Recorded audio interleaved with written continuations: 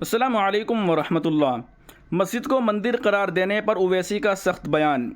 انہوں نے کہا کہ میں نے پہلے ہی کہا تھا کہ بابری مسجد کا فیصلہ غلط تھا، مگر آل انڈیا مجلس اتحاد المسلمین کے صدر اسد الدین اویسی نے مدھیہ پردیش ہائی کورٹ کے اس فیصلے پر سخت رد عمل ظاہر کیا ہے جس میں دھار کی کمال مولا مسجد کمپلیکس کو مندر قرار دیا گیا ہے۔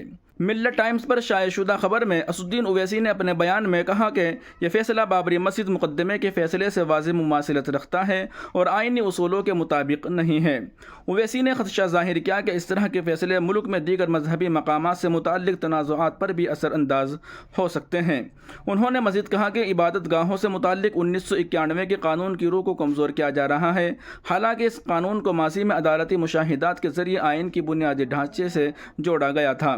اویسی نے مزید کہا کہ میں نے پہلے ہی کہا تھا کہ اب بابری مسجد کا فیصلہ غلط تھا اور صرف عقیدے کی بنیاد پر تھا۔ اس وقت میں نے خبردار کیا تھا کہ یہ فیصلہ بہت سے دوسرے تنازعات کے دروازے کھول دے گا، لیکن مجھے خاموش رہنے کا مشورہ دیا گیا ہے۔